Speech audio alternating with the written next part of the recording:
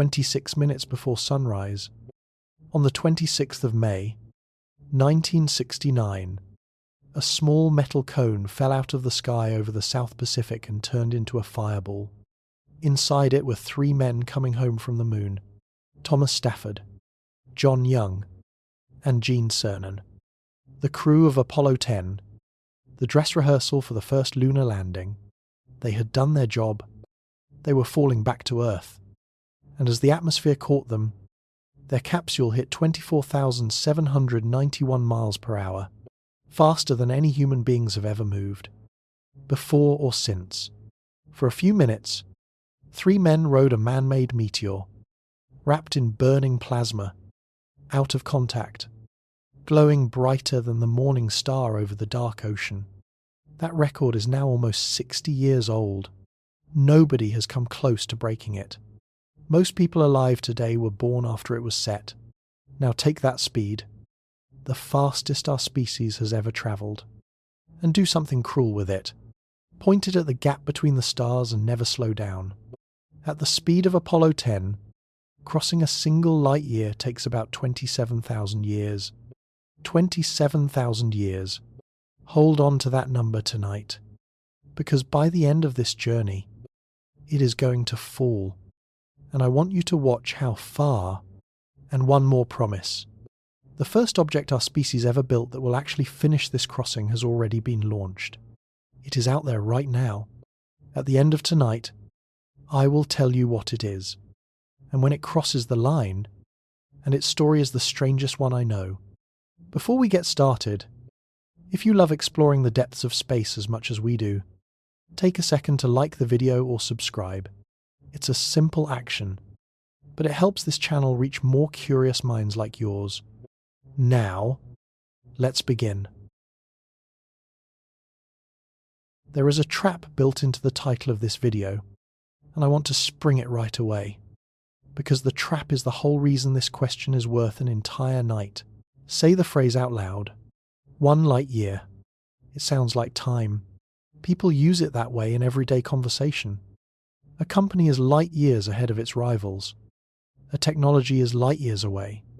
The phrase is soaked into the language as a way of talking about the future, and it has nothing to do with time at all. A light year is a distance. It is the stretch of road that light, the fastest thing the universe permits, covers in 1 year of continuous, flat-out travel. So, before anything else, feel how far that is. Light is absurd.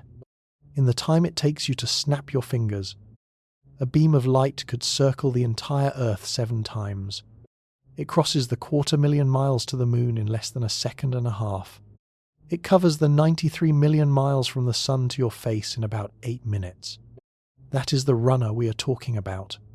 Now put that runner on an open road and let it sprint, day and night, without a single rest stop, for an entire year. The distance it covers is 1 light year. Written out in miles, it comes to nearly 6 trillion, 5.9 trillion miles. Rounded politely, 6 trillion of anything is a number your brain will nod at and quietly refuse to feel. And we will fix that in the chapters ahead. For now, I only need you to hold the shape of the problem. A year for light. 27,000 years for the fastest humans who ever lived. And they only held their record speed for a few minutes. Falling, with the whole Earth pulling them home. Here is something else about that number 6 trillion that almost nobody mentions. There is nothing at the finish line. No star sits 1 light year from Earth. No planet. No outpost. No destination of any kind. The nearest star beyond our Sun, Proxima Centauri, lies more than 4 light years away. A light year is not a place you go. It is a unit.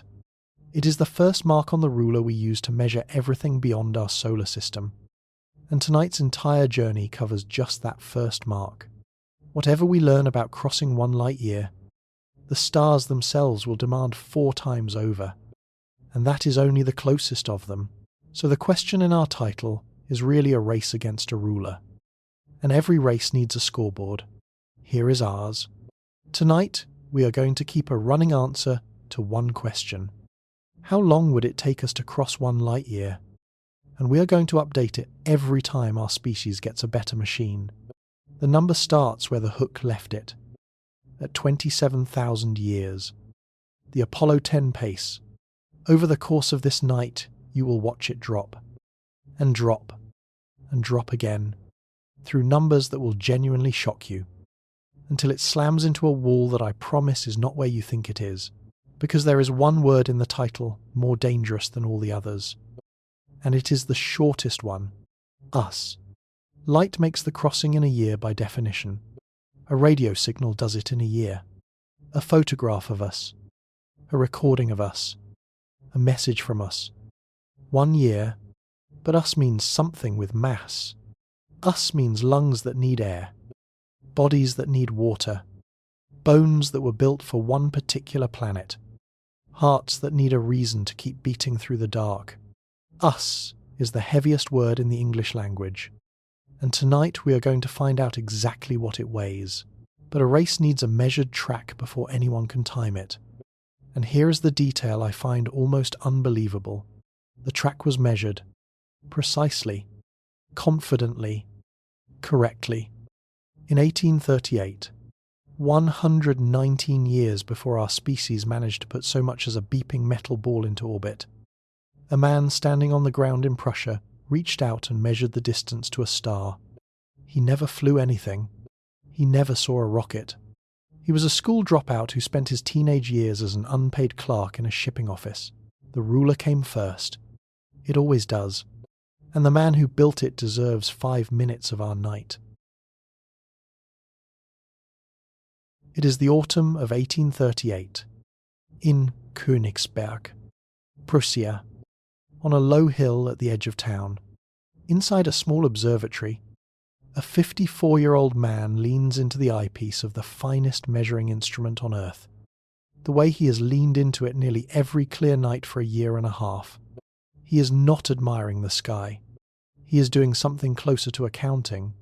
1 dim star, measured again, and again, and again, hundreds of nights, thousands of entries in a ledger, each one checked against temperature, against the flexing of brass in the cold, against the tired habits of his own eye.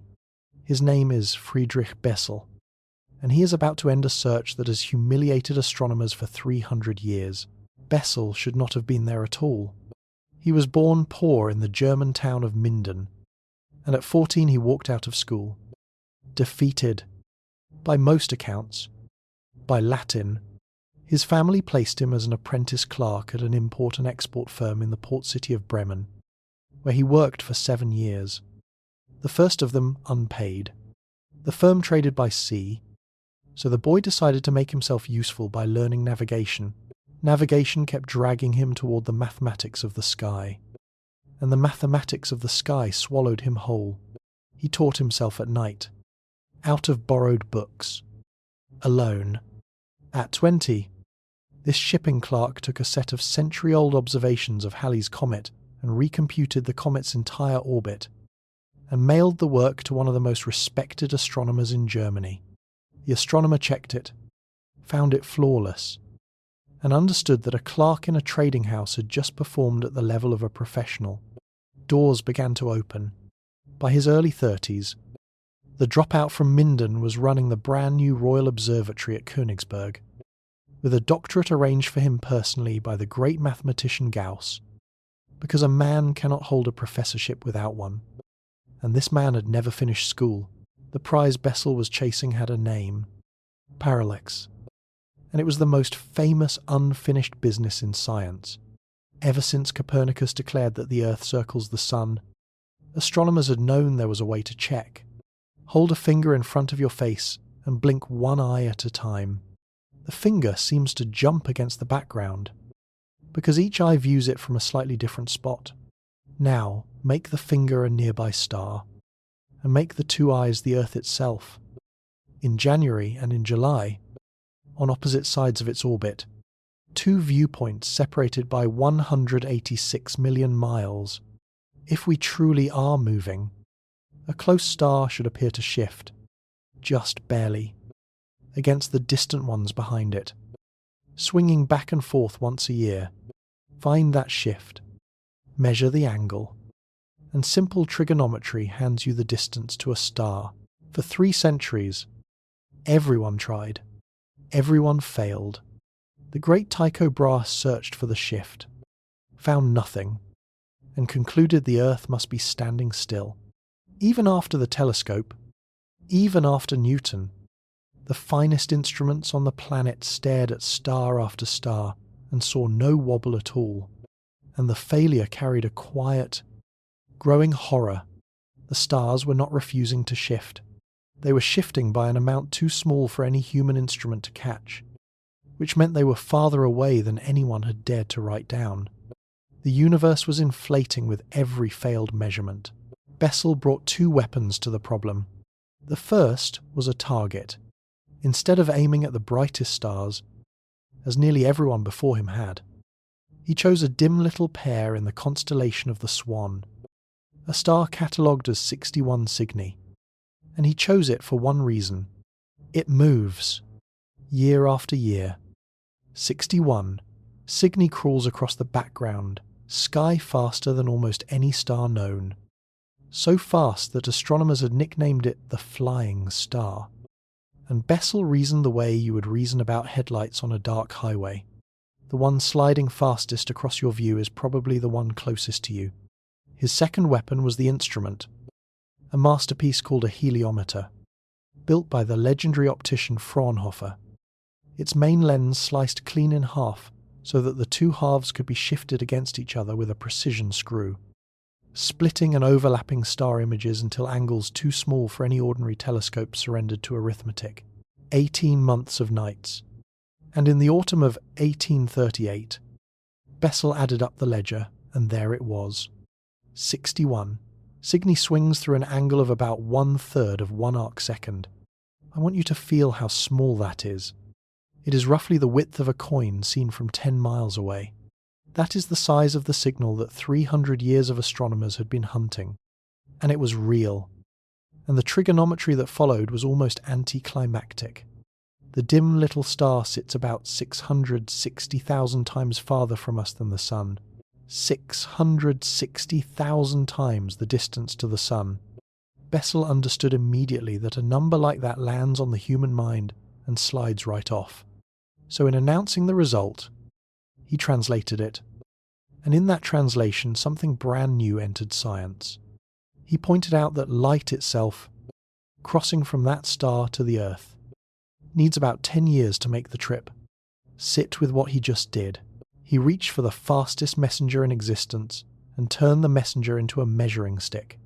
The starlight touching his eye in the autumn of 1838 had left 61 Cygni around 1828, while he was still perfecting his instruments. He was the first human being in history who could look at a point of light and say, with numbers to back it, "I am seeing the past." The light year was born in that sentence, and every distance you have ever heard quoted for a star, a nebula, a galaxy, descends from that one autumn in Prussia. The scientific world understood instantly.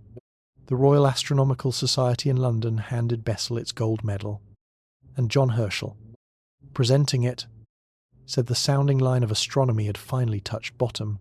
For all of human history, the line had been paid out into the dark, fathom after fathom, and had never once found the floor.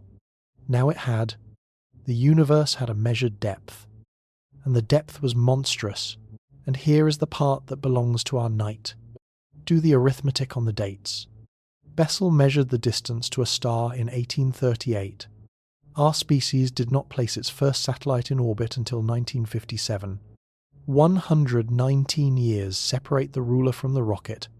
We could measure a light year for more than a century before we could throw an object fast enough to circle our own planet. That gap tells you something true and a little painful about who we are. Our eyes run generations ahead of our feet. We are a species that sees the far shore long before it can swim. And tonight is the story of the swimming. So now we own the ruler, courtesy of a shipping clerk who taught himself the sky. One mark, 6 trillion miles long. But I told you that number would slide off your brain. And it does. Mine included. Numbers with 12 zeros are not information. They are decoration. So in the next chapter, we are going to shrink the whole problem down until it fits inside a field. And then we are going to try to cross that first mark with every machine our species has ever built. Starting with the oldest one we own. Walking. Bring comfortable shoes. The first leg of this trip takes 225 million years. Come outside with me. We are going to build the whole problem in a field.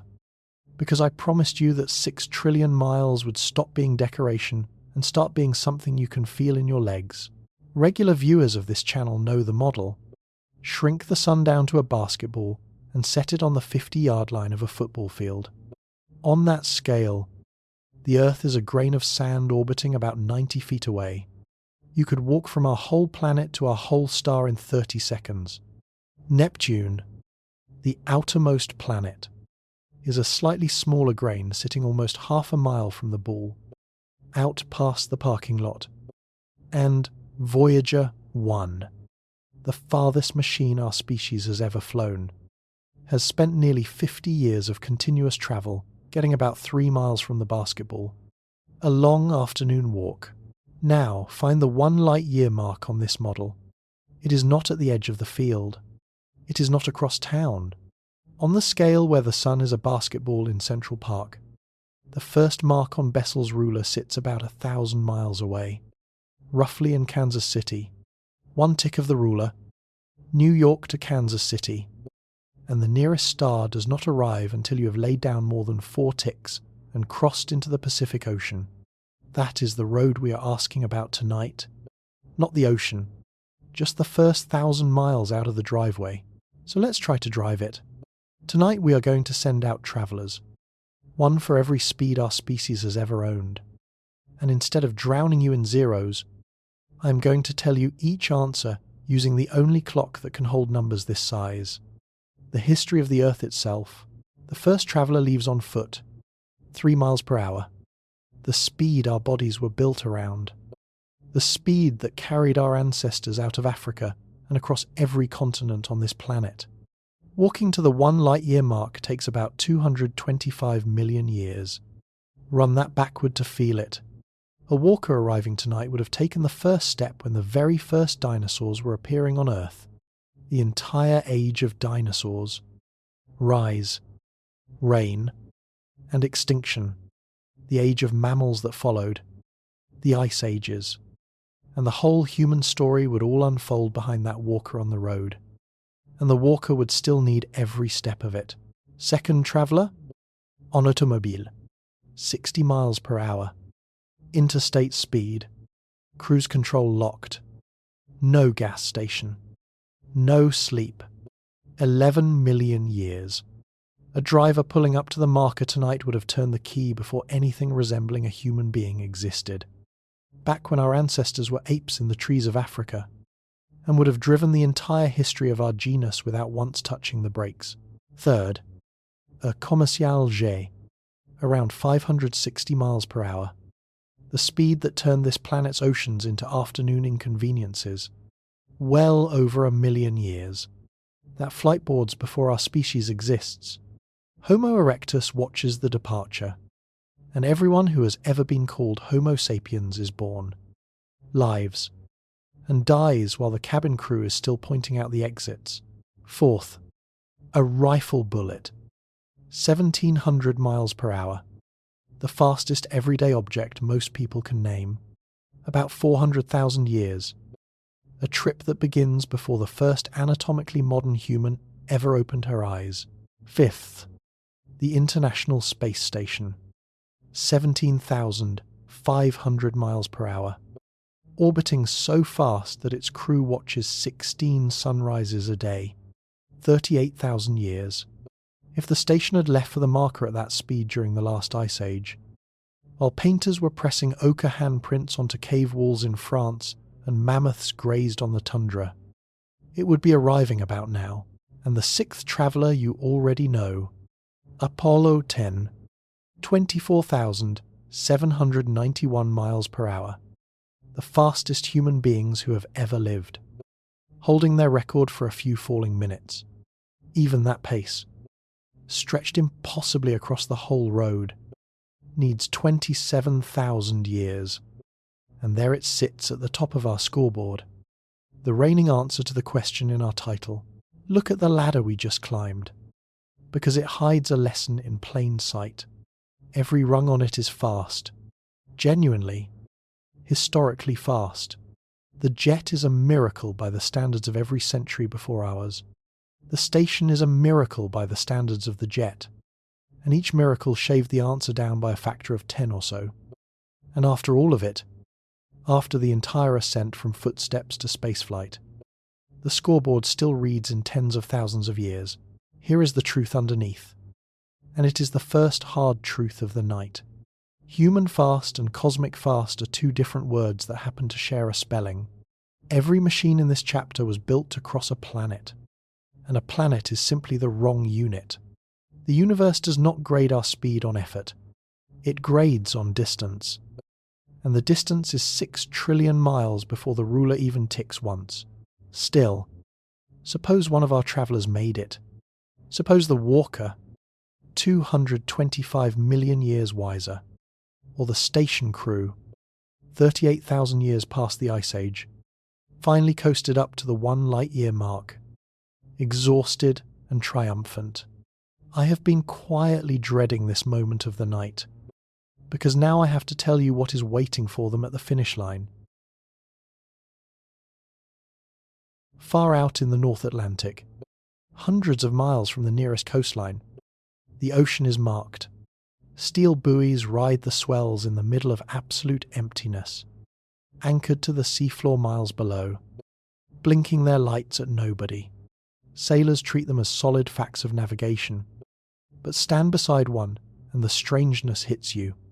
There is no land here, no reef, no harbour, no reason for a human being to ever stop at this exact spot. The buoy marks nothing but a coordinate, a line someone drew on a chart, made briefly visible in the middle of an ocean that does not care. The 1 light-year mark is that buoy. I need you to absorb this, because nearly everyone pictures it wrong. There is no star sitting 1 light-year from Earth. No planet, no glowing gate, no dramatic boundary stone. Nothing to photograph and nothing to land on.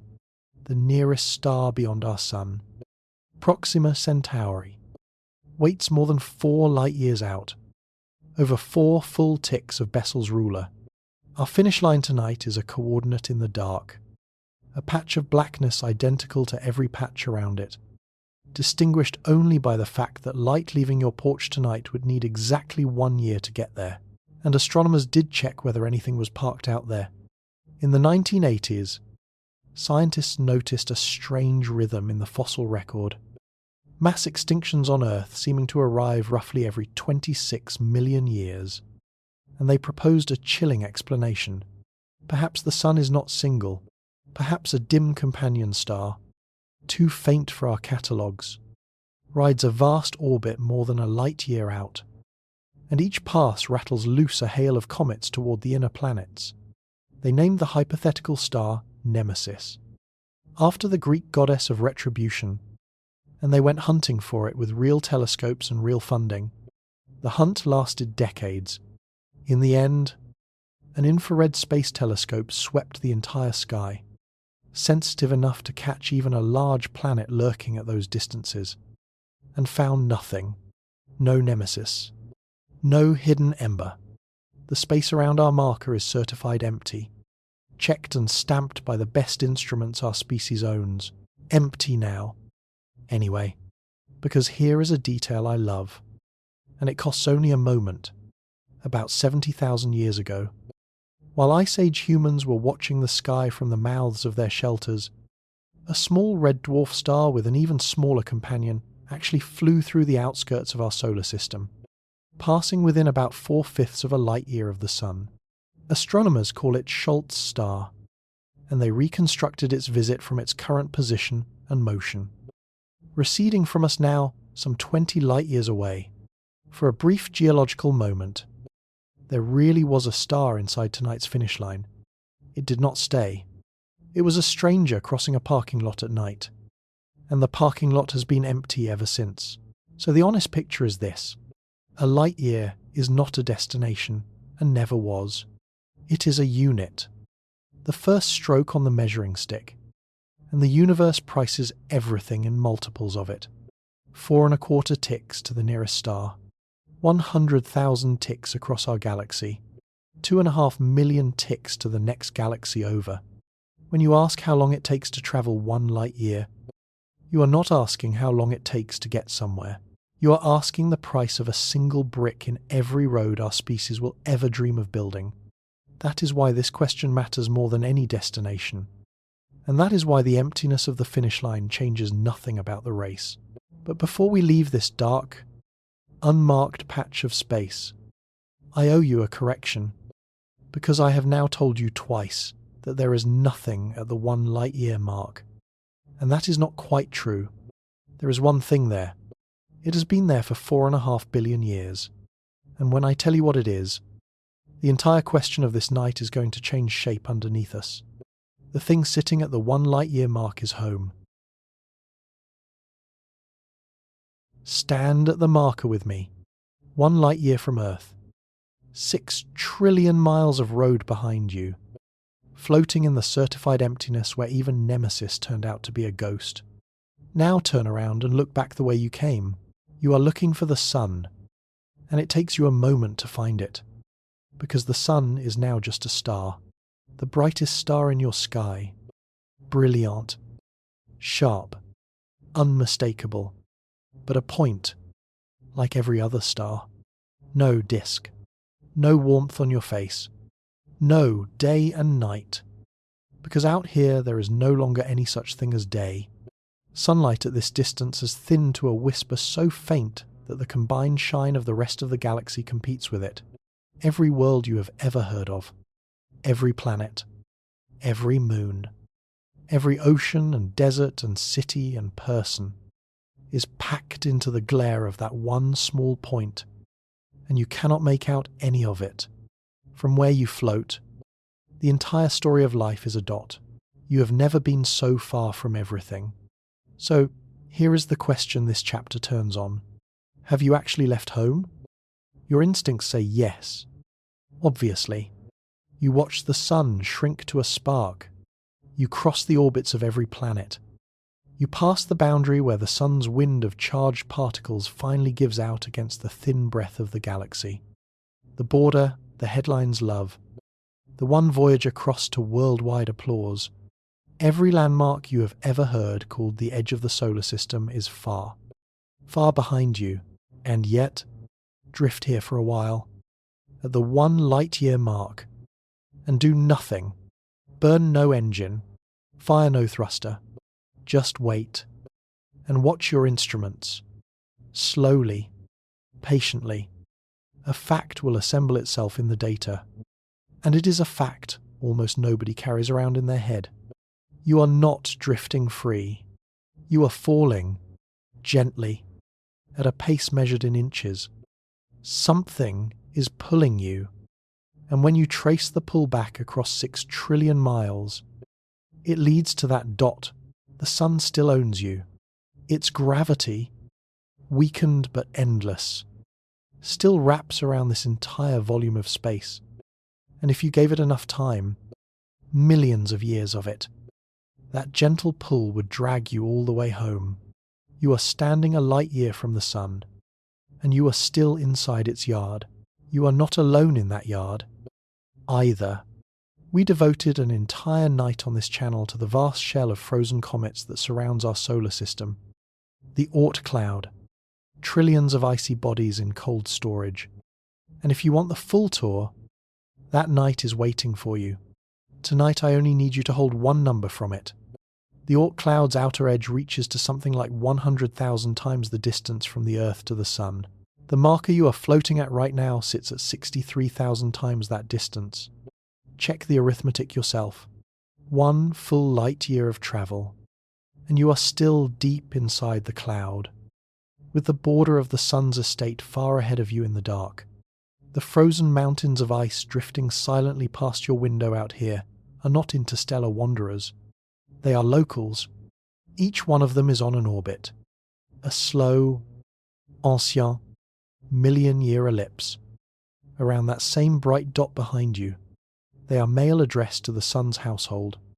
And so, for the moment, I want to be precise about what this means, because it is the twist that bends our whole night. The solar system does not end where the sunlight gets weak, and it does not end where the solar wind dies. Those are boundaries of light and weather.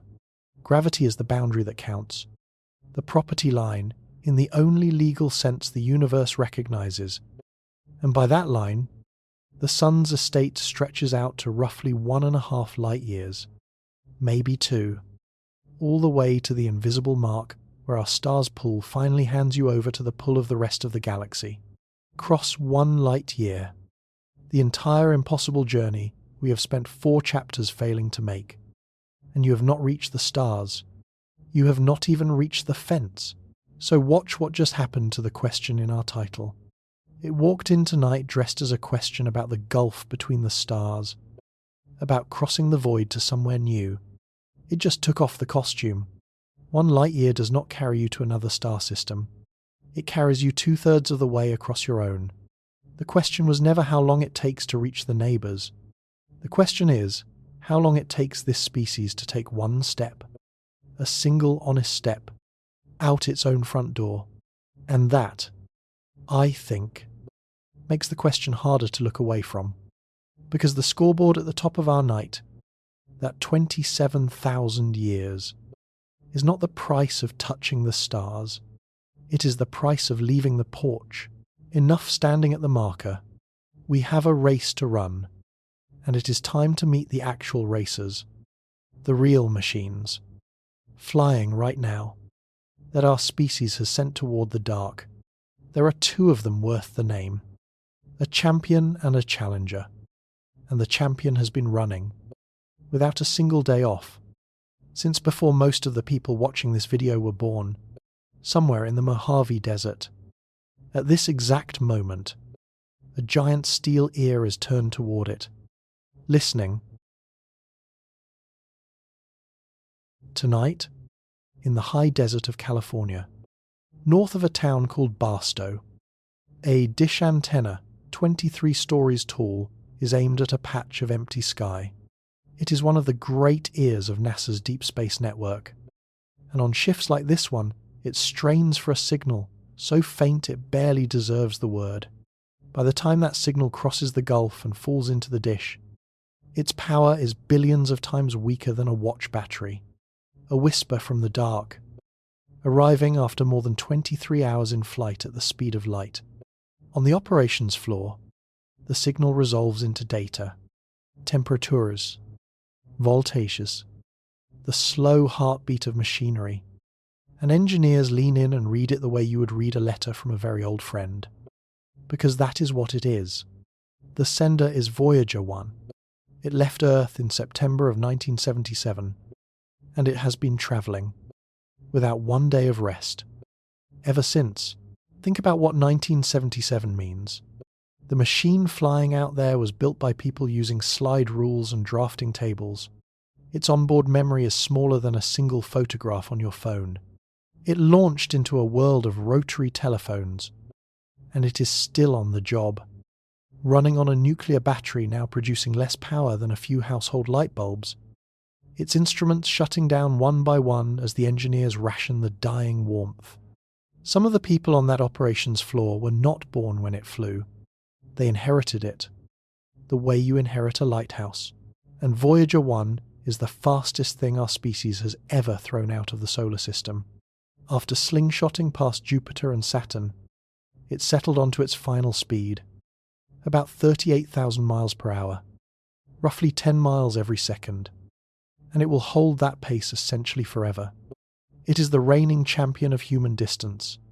So here is the champion's scorecard after nearly half a century of flawless, uninterrupted flight. 23 light hours. Not light years. Light hours. The champion has covered the distance light crosses between one breakfast and the next. Its signal, which needed 1 year to cross tonight's finish line, catches Voyager in less than a day. On the ruler Bessel built. The ruler where a single tick is 1 light year. Our farthest machine after 48 years has covered about 1/4% of the first tick. Run the projection anyway. Be generous. Ignore the fact that Voyager is aimed at no particular star. Just pretend that speed could be pointed straight down the road at our marker and held. 38,000 miles per hour. 6 trillion miles to go. The answer comes out to about 17,600 years. And there it is. The first update of the night. The scoreboard drops from 27,000 years to 17,600. Progress. Of a kind. The fastest thing we have ever built beats the fastest speed a human body has ever survived. And the prize is a journey that still outlasts everything our species has ever done. Let me put 17,600 years next to some things. Because a number that size needs neighbours. All of recorded history. Every written word from the first clay tablets of Sumer to this sentence spans about 5,000 years. The trip is more than 3 of those, laid end to end. The pyramids at Giza, which we treat as the very definition of ancient, would need to be built, weather away, and be built again 3 times over while the ship flies. No nation now on the map has existed for even 1/5 of the journey. The English language, run backward a mere 1,000 years, is already a foreign tongue you could not follow. And this road is 17 of those transformations long. Whatever launched that ship, by the time it coasted up to the marker, would be deeper in its own past than the ice ages in ours.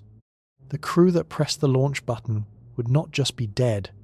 Their civilization, their language, their alphabet, the very name of their country would be paleontology. And I have to clean up a piece of history here. Gently. Because it touches our champion directly. In 2012, Voyager 1 crossed a real boundary. The heliopause, the line where the sun's wind of particles finally stalls against the gas between the stars. And the headlines that week announced that a human machine had left the solar system. You now know better. Because you stood at the marker last chapter. Voyager left the sun's weather. It did not leave the sun's yard. The gravitational property line, the true fence, lies out where the comets of the Oort cloud finally thin away. And at 38,000 miles per hour, our champion will not clear that fence for tens of thousands of years. The most distant object humanity has ever launched is still, by the only definition with teeth, inside its home system, and will remain inside it longer than civilization has currently existed. One more thing rides on that ship, and I will only touch it tonight. Bolted to Voyager's side is a golden phonograph record, carrying the sounds of Earth. A thunder, surf, greetings in dozens of languages, and 1 hour of the recorded heartbeat of a young woman newly in love. Long-time viewers of this channel have met that record before. Hold it in the back of your mind. It returns at the very end of tonight, and when it does, it will collect everything this night has been about. So the champion gives us 17,600 years. And an uncomfortable truth. Voyager was never built for this race. It was built to photograph the outer planets. And the interstellar journey is simply its retirement. Unplanned and unfunded. A lighthouse drifting out to sea. If we actually wanted to race, surely we could do better. And we have. There is a newer machine, flying right now, that has shattered every speed record Voyager ever held. It has hit velocities that make our champion look like it is standing still.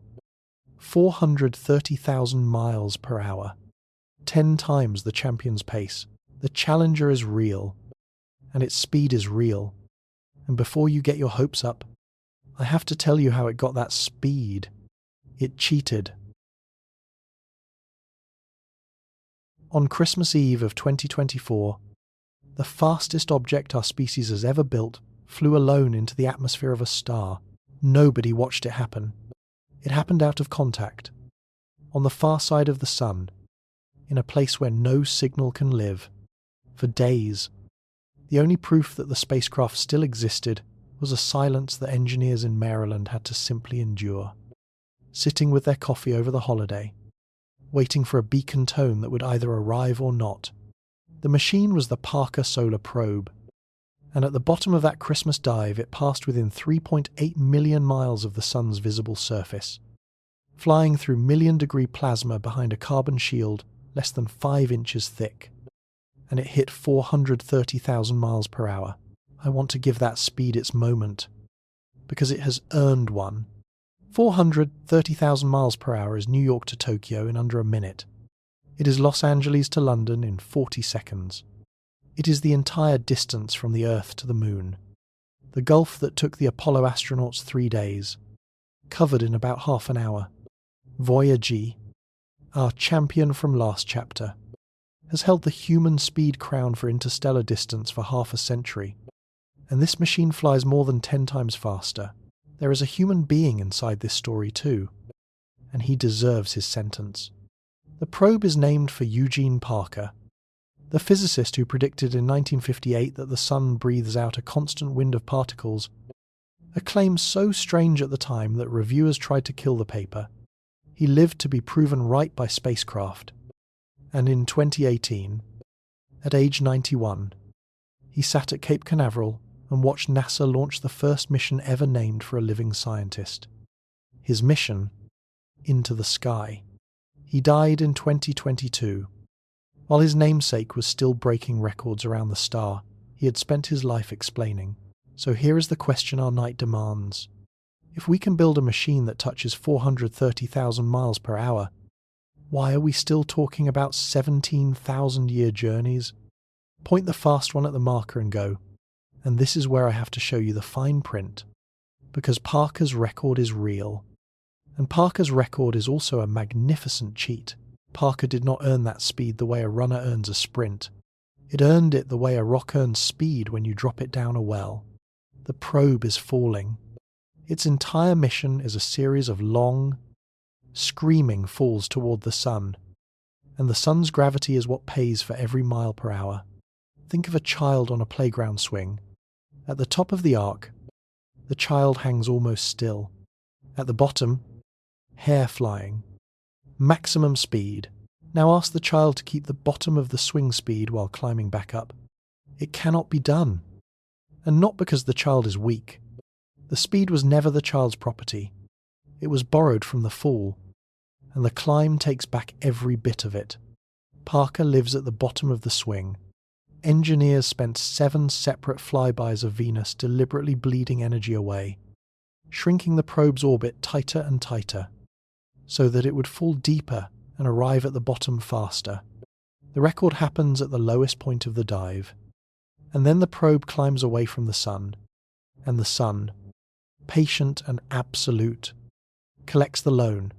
By the outer part of its orbit, the fastest machine in history is loping along at a small fraction of its famous number, waiting to fall again. Notice what that means for our race. Parker's speed points the wrong way. Every record run aims down, toward the sun, the exact opposite of the road we want. And the speed exists only in the one place we are trying to leave. A speed record tells you what matter can briefly survive. It tells you almost nothing about how a journey gets made. But this channel keeps a fair scoreboard. So let us be generous to the point of fantasy.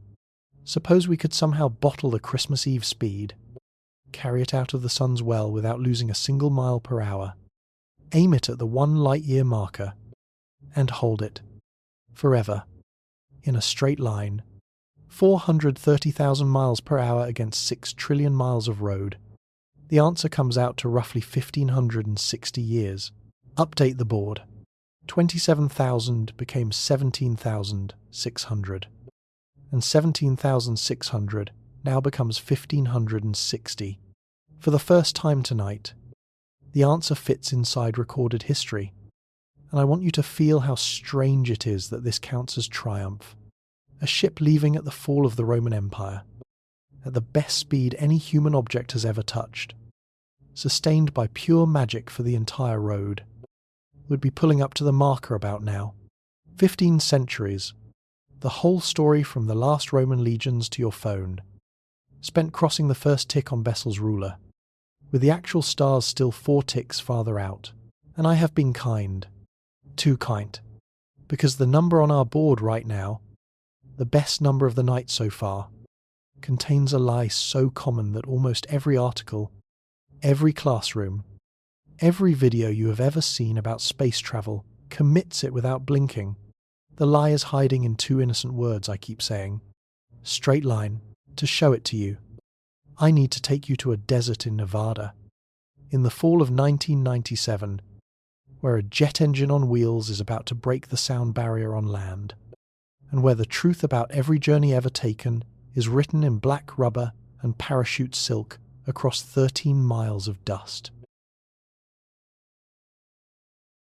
The Black Rock Desert is a dry lake bed in northern Nevada, flat as standing water, silent and enormous, and in October of 1997 it was the only place on Earth big enough for what a British team was attempting.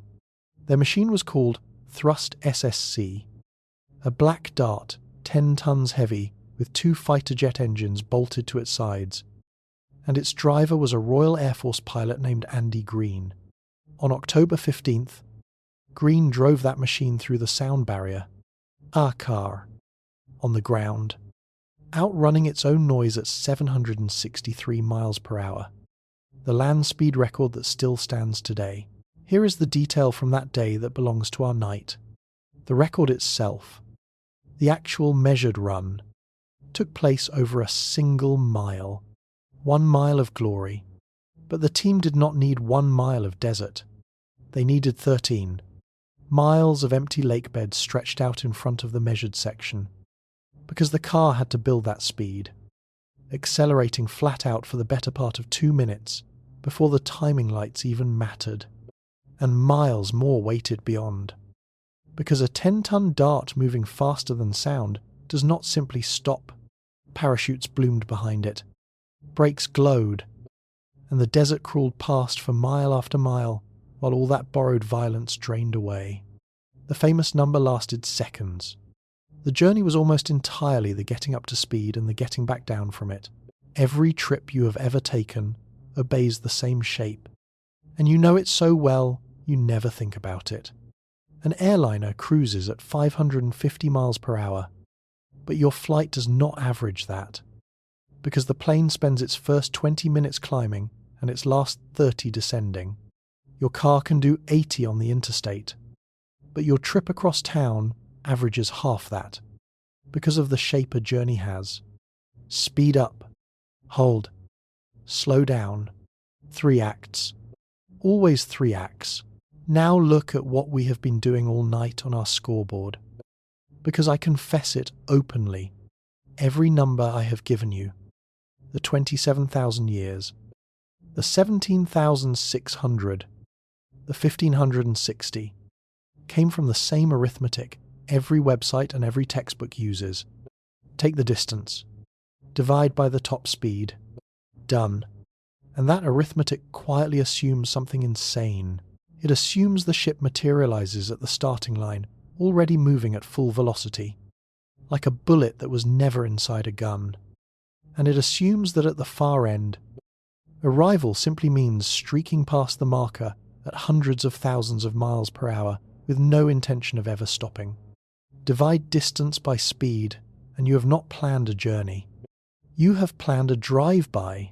A real journey has to build its speed. And here the news gets genuinely dark, in a way that explains the entire history of spaceflight.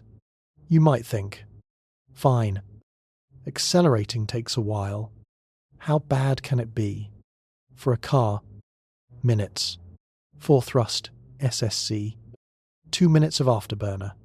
But a rocket cannot afterburner for 2 minutes and coast to the stars, because space has no downhill.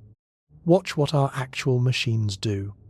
a launch vehicle burns in glorious violence for 8 or 9 minutes. And then, for the remaining years or decades of the mission, the engine falls silent and the spacecraft coasts. Voyager has been coasting since the late 1970s. Its speed was bought in a handful of burns and gravity slingshots nearly 50 years ago, and it has not gained a single mile per hour since. Every machine we have ever launched is thrust SSC, with a 2-minute engine and a 13-mile desert stretched into decades.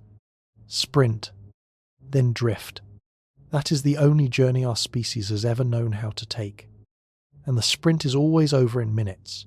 So the honest question is, why? Why can the engine not simply keep burning? Push for a year instead of 9 minutes. Build speed the whole way. Brake the second half. Arrive like a professional. The idea is obvious. Children drawing rockets assume it.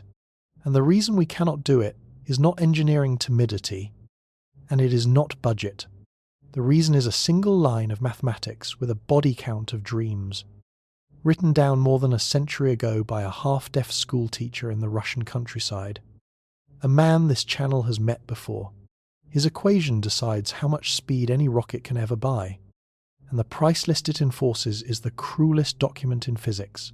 And then comes the third act, the one nobody budgets for. Because suppose the engine problem was solved and our ship really could hold 1,560 years of speed all the way to the marker.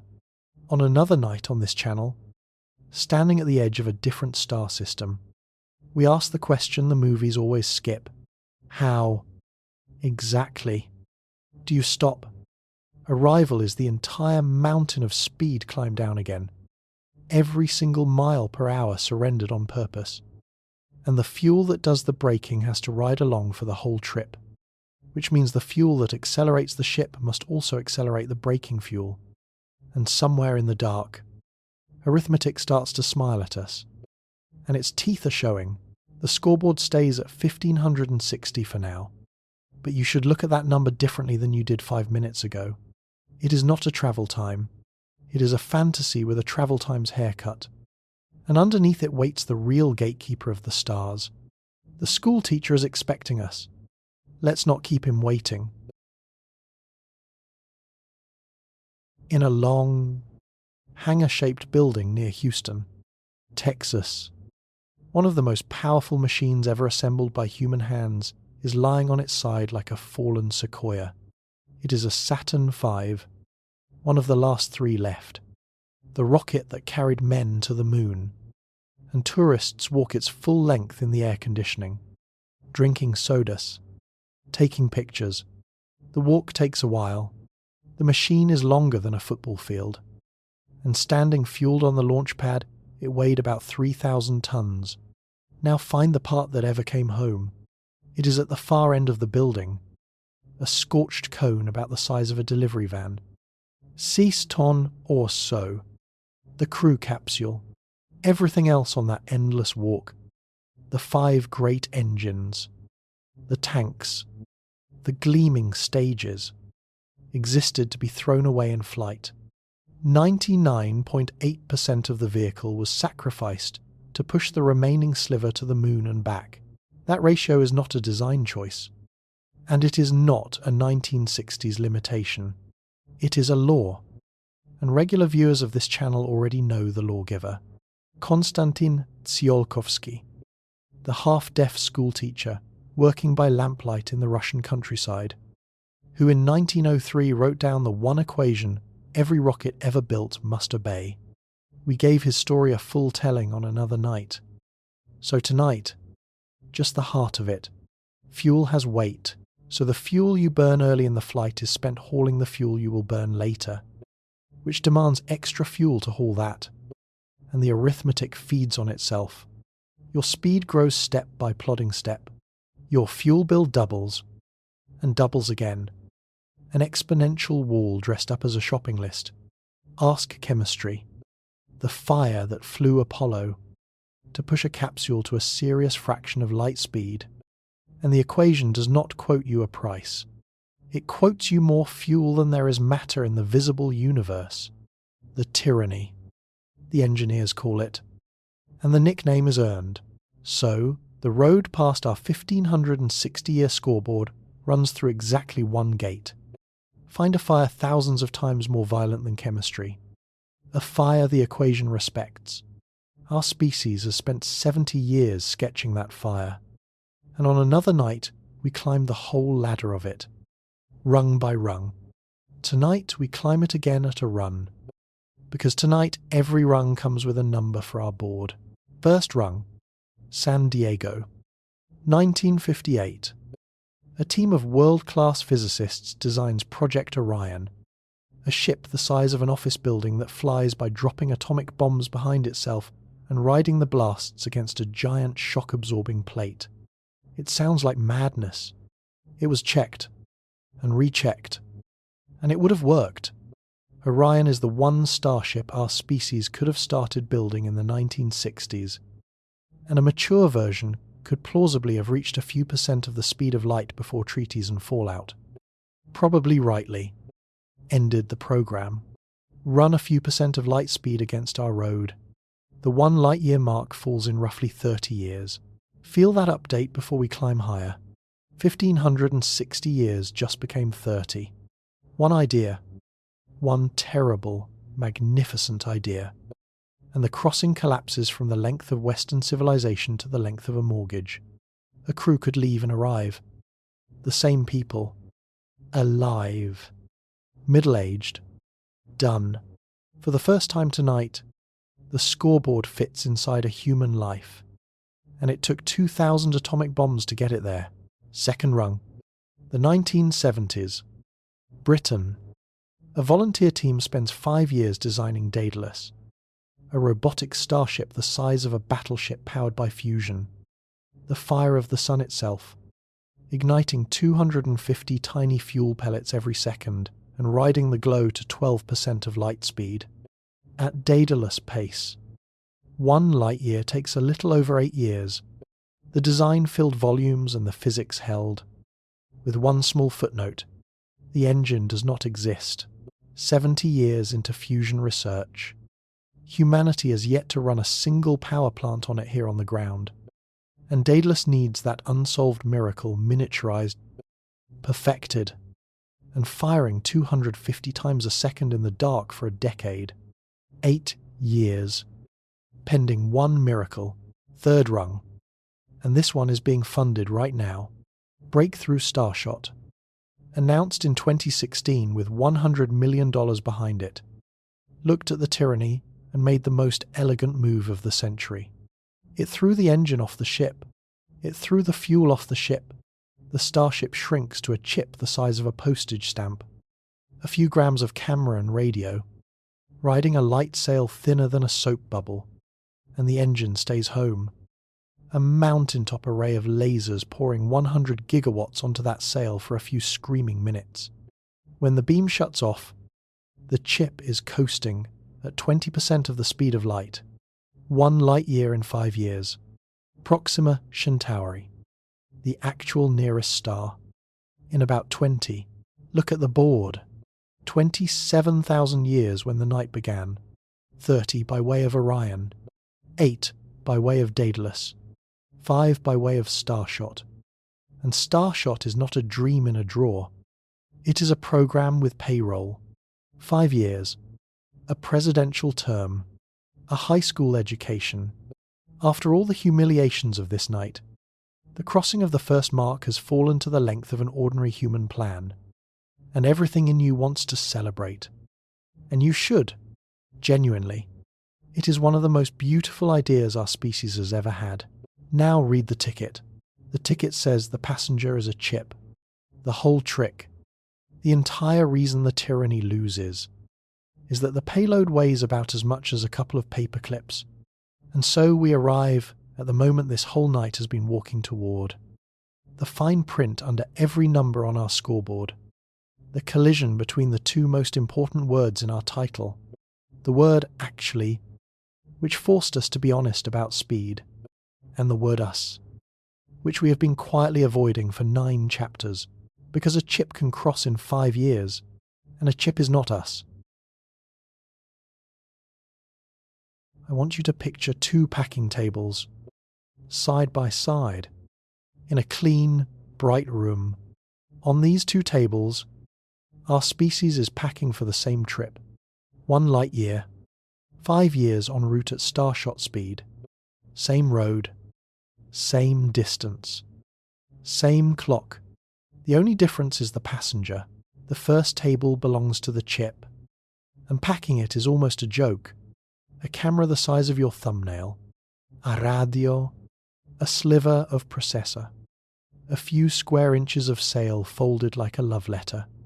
The whole manifest weighs a few grams, less than the change in your pocket, and it needs nothing en route. It does not eat, it does not breathe, it does not get bored, or lonely, or sick. Cold does not frighten it, and time does not touch it. Seal it, launch it, forget it. The first table is already packed, and it took 1 paragraph.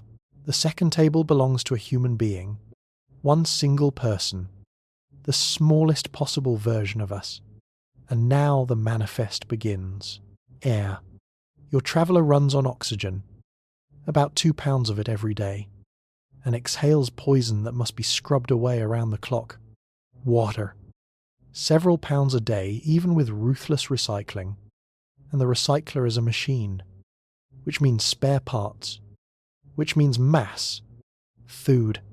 On the space station, a crew member consumes roughly 4 pounds of food and packaging per day, and there is no farm on this ship. So 5 years means the better part of 4 tons of meals for 1 passenger, before a single spare sock. A pressure hull now, because the traveller is a bag of fluid built for 1 particular atmosphere, and the hull must hold that atmosphere against a perfect vacuum for 5 straight years without 1 meaningful leak. Temperature control, because the body tolerates a laughably narrow band of heat. Radiation shielding, because on another night this channel walked through what the galaxy's loose particles do to DNA in deep space, and the honest shielding is measured in tons. Medicine, because bodies break, and the nearest hospital is receding at 20% of the speed of light. Exercise machines, because bones dissolve without weight, and then the item no engineer can weigh. 5 years alone in a sealed can, with the sun shrinking to a spark behind you. The manifest needs a mind that can survive its own company, and there is no line item for that, and it is the heaviest thing on the table.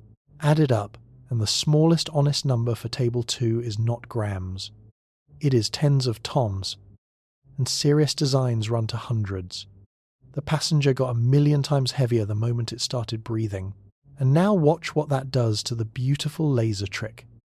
Because this is the collision.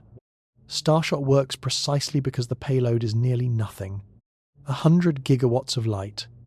A national grid's worth of power. Focused for minutes.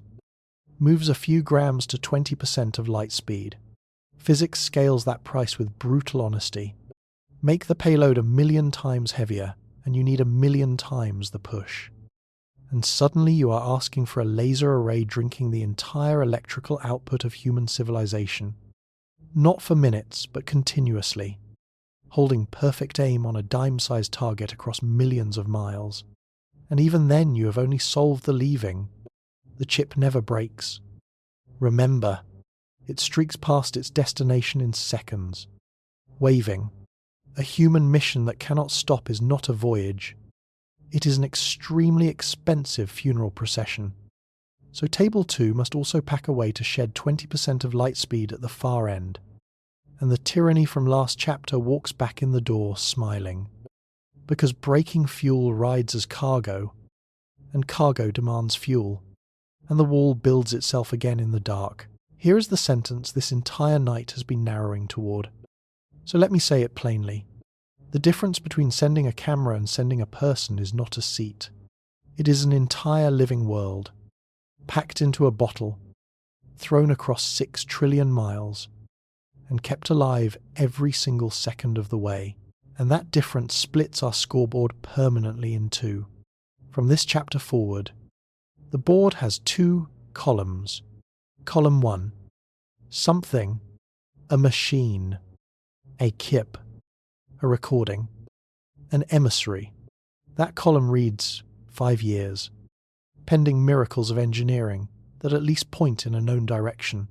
Column 2, someone, a living human being, arriving alive. That column, right now, tonight, after 70 years of spaceflight and every rung of the ladder of fire, is blank. There is no number in it at all. Every honest design our species possesses either moves grams at wonderful speeds or moves people at speeds that turn the trip into millennia. We may learn how to send something across a light year long before we learn how to send someone. That is not a slogan. It is the current standings.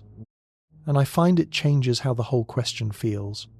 The race we thought we were watching, our machines against the distance, is nearly won. The real race, the one hiding inside the word us, has barely left the starting line. So the second half of this night belongs to column 2, the blank column, the human column, and filling it means facing, un by un.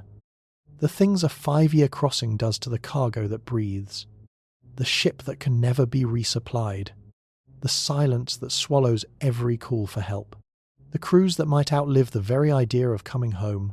It begins with a bearing, a small steel ring, spinning in a machine, 4 years from the nearest hardware store. And on the night I want to show you, it begins to squeal. 4 years into the crossing, on a ship 1 light year of road was built for, a sound begins. It is small, a thin metallic squeal, a few seconds long, coming from carbon dioxide scrubber number 2, the machine that pulls the crew's own exhaled poison out of the air. It stops. A week later it comes back and stays a little longer. The engineer aboard kneels at the access panel with a stethoscope, the way engineers have listened to machinery for 2 centuries, and she knows exactly what she is hearing, because she has heard it on Earth 100 times. A bearing, a steel ring the size of a bracelet, spinning thousands of times a minute, and somewhere inside it a flaw the width of a bacterium has begun to grow. On Earth this is nothing. On Earth you order the part, and a truck brings it Tuesday. Out here, the nearest replacement bearing that does not already exist on this ship is 6 trillion miles behind her, and the catalogue it ships from will not even receive the order for a year. Hold that image, because this chapter is about a truth so unglamorous that Starship dreams almost never include it. Forget the engine for a moment. Forget speed entirely. A ship that carries the word us must perform a miracle that has nothing to do with velocity. It must be a sealed, self-repairing world that runs for years without a single fatal mistake. And our species has attempted that miracle before. On the ground, with every advantage imaginable. Long-time viewers know the story. So tonight, just the shape of it. In the early 1990s, 8 people sealed themselves inside Biosphere 2, a 3-acre glass ark in the Arizona desert, the most sophisticated closed habitat ever built, with an entire planet of experts standing outside the windows. Within 18 months, the oxygen was quietly vanishing into the concrete. Crops were failing. Most of the pollinating insects were dead. And the hungry, gasping, genuinely heroic crew had fractured into factions. 18 months. In Arizona, with the cavalry a phone call away. Our ship needs the same trick to run flawlessly for years or decades. In a place where the concept of cavalry does not exist. Why is sealed so hard? Because sealed is a lie. No closed system is ever truly closed. Air leaks, molecule by molecule, through the best seals ever manufactured. Water escapes into places chemistry cannot easily retrieve it. The space station, our finest long-duration habitat, is not a closed world at all. It is an open mouth, fed by cargo ships several times a year. And when a toilet or an oxygen generator up there fails, and they fail regularly, The fix flies up from Florida. Strip away the resupply, and every consumable aboard becomes a countdown. Filters clog, seals harden and crack. Lubricants break down. The ship is not a vehicle carrying supplies. The ship is a body, slowly digesting itself. And the voyage is a race between the road and the rot. And the rot has allies aboard, some of them alive. A crude ship is a sealed jar of biology. Trillions of bacteria ride along in the crew's own bodies, on every surface, in the waterlines, and evolution does not pause for the mission. Aboard the space station, microbes have been found growing happily inside water systems and on equipment. Some strains measurably tougher than their cousins on the ground. Give that jar years without reinforcement from Earth's vast microbial commons, and the ecosystem inside drifts somewhere no laboratory has ever mapped. Mold alone, patient, spore-borne, chewing on cable insulation and window seals, has plagued spacecraft since the Russian space stations, where cosmonauts photographed it, blooming behind panels like frost. Nothing dramatic has to happen. The ship does not need a hull breach to die. It can simply be composted, slowly, from the inside, by passengers nobody listed on the manifest. Then there is the machinery of thought. Every computer aboard must survive the whole crossing. And here the numbers turn openly hostile. The processors in your phone are children of a sheltered world. And out there, beyond the sun's magnetic umbrella, the galaxy's radiation does to electronics what it does to DNA. A single heavy particle through a memory chip flips bits, corrupts files, locks processors, and over the years the damage accumulates like scar tissue. Spacecraft engineers already build for this, with hardened chips and redundant systems that vote among themselves. And Voyager, bless it, still runs after nearly 50 years. But Voyager is a radio and a few instruments, drawing less power than a refrigerator bulb. A life support ship is a flying city. Thousands of pumps, valves, sensors, circuit, and the mathematics of reliability is merciless arithmetic.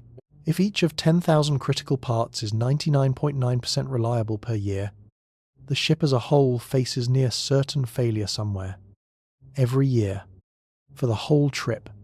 The question is never whether things break. The question is whether the crew can out-repair the breaking. Forever. Using only what they packed and what they can make. Which brings us back to the woman with the stethoscope, because she is the actual answer to this chapter. The ship that survives is not the one with perfect machines. It is the one that carries a workshop, raw metal stock, 3D printers, spare everything, and above all, a crew that can manufacture, improvise, and repair anything aboard, including the tools that repair the tools. Apollo 13, the mission that opened another night on this channel, survived because 3 men and a room in Houston turned duct tape, plastic bags, and a flight manual cover into an air scrubber in a single afternoon. Now stretch that afternoon across years. With no Houston on the line, the cargo that matters most on a starship weighs nothing at all.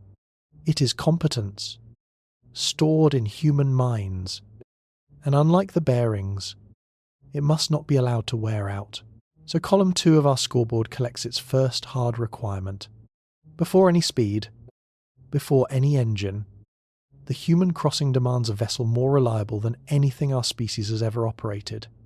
Crewed by people who are, in effect, the ship's own immune system. It is a staggering ask. And I have not yet told you the loneliest part, because when that bearing finally screams and something goes seriously wrong, the deepest human instinct in an emergency is to call for help. Next chapter.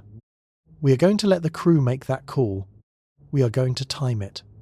And I want to show you exactly what a cry for help turns into, when home is 1 light year away. There is a mother on this ship. She joined the crew when her daughter was 6 years old. And she has a ritual, Every year, on the girl's birthday, she floats into the little communications booth off the main corridor, straightens her collar, looks into a camera, and records a message. Happy birthday. Sweetheart, here is what the year did to me. Here is the nebula out the window. Here is how much I love you. Pressed into 11 minutes of video. And then she presses send. And a radio beam carrying her face leaps off the ship at the speed of light. The fastest anything can ever move. Now watch the beam. Because this chapter lives inside its flight time. The ship is at the 1 light-year mark.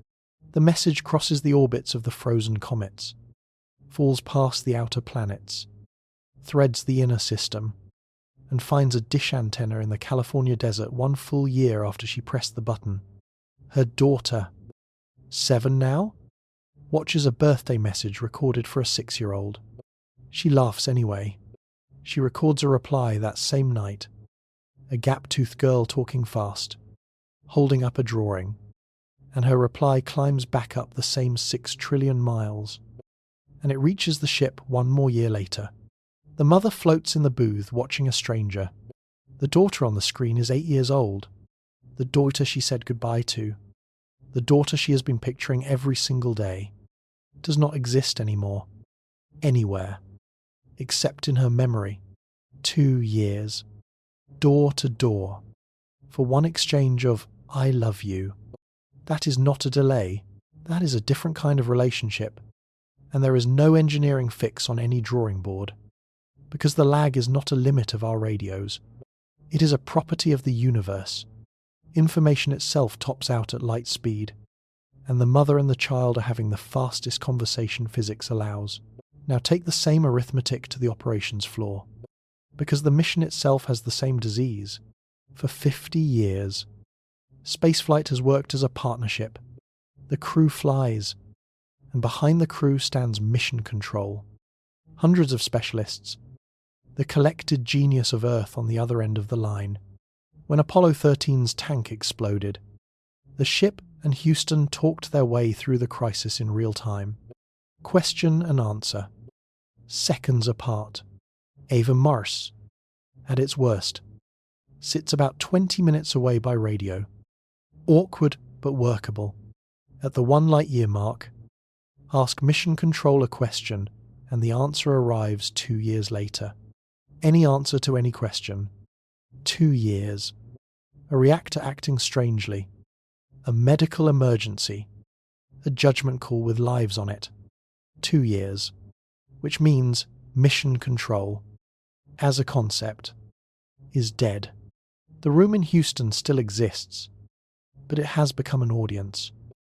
Watching a documentary of decisions made a year ago by people it cannot help. Narrating a story it cannot change. Every choice that matters is made aboard. Alone, with whatever wisdom the ship packed at departure. The crew does not carry a lifeline. The crew is the lifeline, and the strangeness cuts in one more direction. Quieter and stranger. News from home ages a full year in transit. So the crew lives permanently 1 year behind the Earth. They cheer election results that have already been overturned. They mourn deaths that are a year old, and miss deaths that have not reached them yet.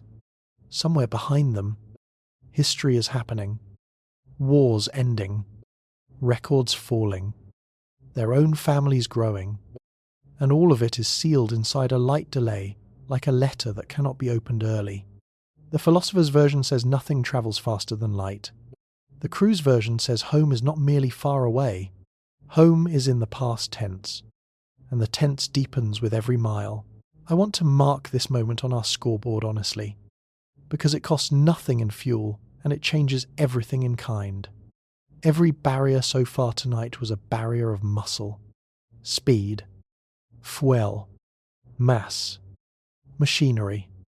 Things a richer and cleverer century might simply outbuild. This one is different. At some radius, and 1 light year is comfortably past it. A crewed ship stops being an expedition that Earth is running and becomes something our species has never once launched. A settlement. A tiny, sealed, self-governing branch of humanity, making its own law, keeping its own counsel, alone by the deepest definition of the word. The distance does not just separate the travellers from help, it separates them from participation. They are still of Earth. They are no longer with it. The mother in the booth knows all of this. She presses send anyway. Every year. And I think that tells you something true about the species attempting this trip. But her ship still has one unforgiving fact ahead of it. The one we have been circling since the scoreboard split in two. Her crossing, at any speed our real machines can promise a crew, does not take 5 years. Stretch the honest numbers across the honest engines, and the voyage swells past a career, past a lifetime, towards something no crew roster can survive. The people who board are not the people who arrive. Our species has an answer for that. It is the heaviest idea in this entire night, and this channel once gave it a full evening of its own. It is time to bring it aboard.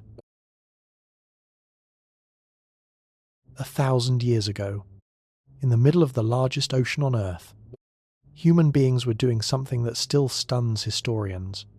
They were crossing the Pacific in open canoes, without metal, without maps, without writing, navigating thousands of miles of empty water by stars, swells, and the flight paths of birds. And here is the detail that matters tonight. They never crossed it in one leap. The settlement of the Pacific took thousands of years, island to island, generation after generation.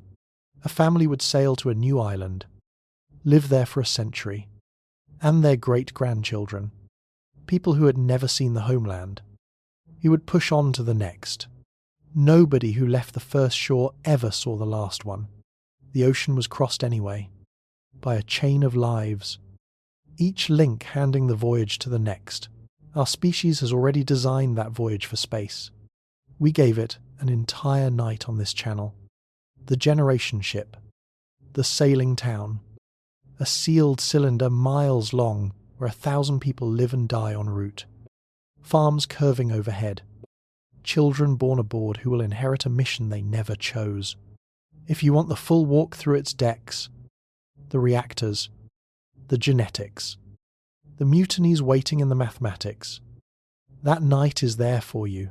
Tonight it reports for duty as an answer, because it solves, at one stroke, everything the last 2 chapters threw at us. The ship that must never fail becomes a ship that repairs itself with born-aboard engineers. The silence of deep space stops mattering, because nobody aboard is waiting for Earth to answer. The crossing outlasting a lifetime stops mattering, because the crew is not a roster anymore. The crew is a lineage, but run tonight's specific numbers, because they are strange in a way the generation ship was never designed for. That ship was drawn for star crossings, 4 light years and more, voyages of many centuries. Our road is 1 light year, and at the honest pace of buildable engines, the fission and fusion machines a rich next century might actually fly. The trip runs a century or 2. Call it 5 generations.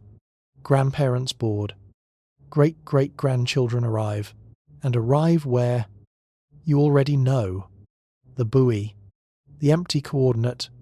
A generation ship is a town, and you do not sail a town to a parking space. For 9 chapters that emptiness made our question pure. Now, for the first time, it makes the mission absurd. Who dedicates their bloodline to reaching nothing? Except we also learned tonight that nothing is the wrong word. Stand at the marker again, and look around instead of back. Frozen mountains, drifting silent, in every direction. The Oort cloud, the sun's own archipelago, trillions of comets, each one a mountain range of water ice, carbon, ammonia, the raw chemistry of life and fuel. Parked in the cold, water is drinking supply, and split by reactor power, it is breathable oxygen and rocket propellant. Carbon and nitrogen are soil and plastic and protein. A comet is a hardware store with a frozen roof. and the road to the 1 light-year mark is lined with them the whole way out. So watch the mission transform. The generation ship stops being a desperate sprint across an ocean and becomes the Pacific settlement replayed at cosmic scale. Sail 50 years. Anchor to an icy island. Die in. Refuel. Resupply. Raise a generation. Push on. No single impossible leap. A chain of possible ones. Some serious thinkers about interstellar travel have argued exactly this, that our species will not jump to the stars at all. It will seep toward them, island by island, through the comet clouds, and the first true interstellar humans will be people whose great-grandparents simply moved to the next iceberg. So, column 2 of our scoreboard finally gets a number, and I want you to look at it without flinching. Someone, arriving alive at the 1 light-year mark, by means our physics would sign without miracles. Centuries, multiple human lifetimes, paid by a lineage that adopts the ocean itself as home. It is a real answer. It is the first real answer the human column has ever held, and it changes the meaning of the word travel so completely that I am not sure the question in our title survives it. Because the people who arrive at the marker will not be travellers who left Earth. They will be natives of the road. Centuries. Then, unless the road itself has an opinion, because everything in this chapter, the islands, the anchoring, the slow seep outward, assume the ocean stays calm. It does not, past a certain speed. The emptiest road in nature bears its teeth, and even at slow, patient, generation ship pace, there is weather out there that no one aboard will ever be allowed to forget. 18 light hours from Earth, barely out of the driveway, less than 1% of our road, and the ship crosses an invisible line that changes the weather for the rest of the voyage. You have met this line, the heliopause, the boundary where the sun's wind finally stalls. The border Voyager crossed in 2012 to premature headlines about leaving the solar system. Tonight, feel it from the inside. The sun does not just warm this system, it inflates a shelter around it, a magnetic bubble blown by a 1,000,000-mile-per-hour wind of particles. And that bubble is armour, out in the wider galaxy. Space carries a thin, endless sleet of galactic cosmic rays, atomic nuclei fired from dying stars at nearly the speed of light, and the sun's bubble deflects a large share of them before they ever reach the planets. Every human being who has ever lived, every astronaut, every Apollo crew, lived and flew inside that shelter. Cross the heliopause and the shelter is behind you. The full sleet comes down. On another night, this channel walked through what those heavy particles do to a human body. The drilled cells, the snapped DNA. So tonight, one sentence. Past that line, the galaxy itself is mildly radioactive. Forever. In every direction. And the dose never stops. Now put this fact next to what you learnt in Chapter 5, because together they say something almost unfair.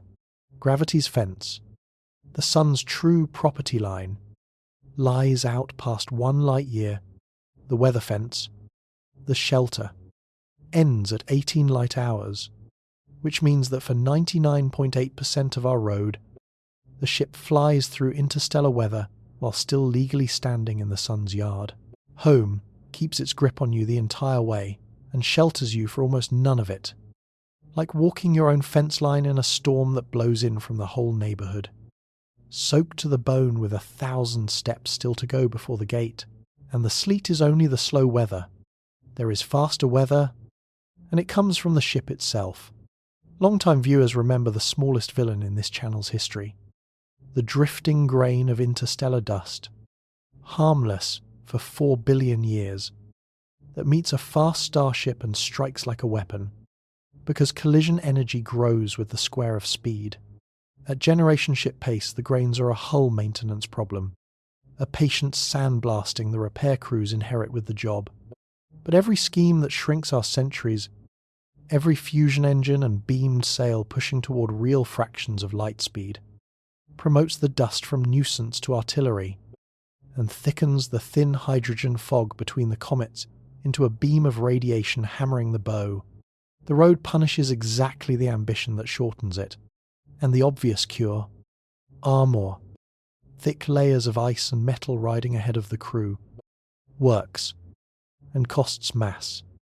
And mass summons the deaf schoolteacher's equation up out of the ground one more time, demanding its exponential tax on every pound of protection. Nothing about that trade is new tonight. What is new is the shape of the trap it closes. Go slow, and the crossing devours generations. Go fast, and the road itself opens fire. So stand back and read the scoreboard as it truly is. At the end of Act 3, Column 1, something, 5 years, a chip on a beam of light, real physics, real funding, no seat for a heartbeat. Column 2, someone, centuries, a lineage seeping from iceberg to iceberg through weather that never clears, arriving as natives of the dark. Both columns honest, both columns earned, and between them sits the entire unsolved meaning of the word us. If the night ended here, that would be the answer. It does not end here, because every number on that board, every one, from the walker's 225 million years to the lineage's centuries, was measured by one particular clock, and we have never once questioned it. The clock on the wall, the clock at Mission Control, Earth's clock, and a patent clerk in Switzerland proved, 120 years ago, that Earth's clock is not the only clock, that the universe keeps a private ledger for every traveller in it, and that the faster you move, the more generously that ledger bends in your favour. The question in our title is about to fracture. How long would it take us to travel 1 light year? Answered by whom? The people who stay, or the people who go? Because from this moment on, those are 2 different numbers, and the gap between them is about to become the strangest thing in this entire night. Some of you have been waiting all night for this chapter. I know, because I would be too. Long-time viewers of this channel have already boarded the ship I am about to describe, on another night, and they know what it did to that night's problem. It tore the problem apart, so let us board it again, together, because if any machine in the universe can rescue the human column of our scoreboard, it is this one. You come up through the boarding tube expecting a cockpit, and you find a hallway, carpet, a ceiling, a floor, and the floor means it. When this ship departs, there is no roar and no crushing weight, just a gentle, permanent push, exactly the strength of Earth's own gravity, and that one push does every job at once. It is the engine, driving you forward without a second of rest, and it is the floor, pressing up through your shoes at precisely the force your bones and heart and eyes were built for. The medical horrors of weightlessness never board this ship, because nothing aboard is ever weightless. This is the one gravity starship, the most humane vehicle physics has ever sketched. And on the night we asked how far a human being could travel, it produced the most astonishing numbers this channel has ever read aloud. Hold one gravity of acceleration long enough, and relativity itself becomes your travel agent. Time aboard runs slow. Distance ahead contracts. On that night, we boarded this ship for the Andromeda Galaxy, 2.5 million light-years away, and the crossing took 28 years of ship time, a schoolteacher's career, traded for a voyage between galaxies. The discount was a factor of 90,000, Einstein's gift. We called it, and no name was ever better earned. So point this miracle at tonight's humble little errand. 1 light-year, not 2.5 million. 1. The champagne is already chilling, and here is the flight plan. Accelerate at 1 gravity to the halfway point. 3 trillion miles of gentle push. Flip the ship around. Tail first. Brake at 1 gravity down the second half. and settle to a stop at the marker. The first vehicle in this entire night that actually arrives rather than streaking past, coffee in the galley the whole way. Bonis intact. Run the same equations that gave us Andromeda in 28 years. The answer comes back. 2.2 years by Earth's clock. 1.9 years by yours. Read those numbers again, because something is wrong with them. And finding it is the whole point of this chapter. 2.2 years measured at home. 1.9 measured aboard. The gap between the clocks. The famous gift. The miracle that shrank an intergalactic ocean into a career. Amounts on this trip to about 3 months. A 13% discount. The travel agent who handed us Andromeda for 28 years just quoted us the first tick of the ruler at very nearly full price. Here is why. And it is one of the loveliest pieces of honesty in all of physics. Relativity's magic is not free with purchase. It switches on gradually, and it only pays serious dividends up near the speed of light. Watch the speedometer on our trip. The ship pushes at 1 gravity, adding about 20 miles per hour to its speed every second. Hour after hour, day after day.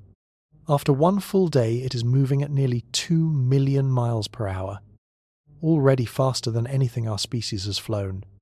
And time aboard is running slower than Earth, time by roughly nothing. The effect at that speed is a rounding error. After a month, still barely a whisper, the clocks only begin to seriously disagree past half the speed of light. And the deep magic, the factor of thousands that eats galaxies, lives above 99%. Our ship, on this short road, spends its entire first year just climbing the hill. It touches its top speed, about 3/4 of the speed of light, for one single moment at the halfway mark. And in that moment the flip comes and the braking begins. And the ship spends the second year climbing back down. It never gets to live at the speeds where the gift is paid. The Andromeda run was different in kind, not just in size. On a road of millions of light years, the ship spends essentially the whole voyage saturated at the edge of light speed. Clocks crawling, distance crushed flat, decades passing on board while eons pass at home. On a road of 1 light year, there is no cruise. There is only the on-ramp and the off-ramp, welded together. So write down the strange, wonderful, backwards truth. This chapter exists to deliver. 1 light year is too short for Einstein to help, and as 9 chapters have beaten into us, it is too long for everything else. The distance sits in a gap in the laws of physics, too far for chemistry, too near for relativity, a no man's land between the 2 great regimes of travel. If you wanted to design a distance whose only purpose was to humble a young species, you could not improve on this one. And now, gently, the bill, because this channel does not sell dreams without receipts. And even this modest, discount-free trip is written on the most expensive paper in existence. Holding 1 gravity for 2 years means pouring out energy without a second of pause.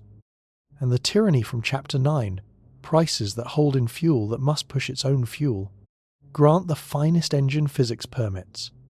A perfect matter-antimatter drive, wasting nothing. And the fuel for this 2-year errand still runs to several times the mass of the ship itself. In a substance our entire civilization manufactures by the billionth of a gram per year. Use any engine we could actually begin building, and the mass swells from absurd toward impossible.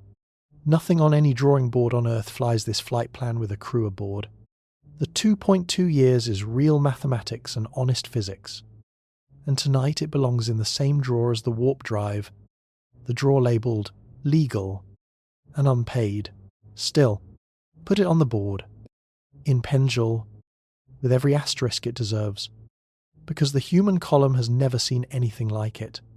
Someone, alive, arriving, stopping at the marker, 2 years, pending engines from a century we cannot see, but do not close the drawer yet, because the little 3-month gap between those 2 clocks, the discount too small to celebrate, is quietly the most important thing on the scoreboard.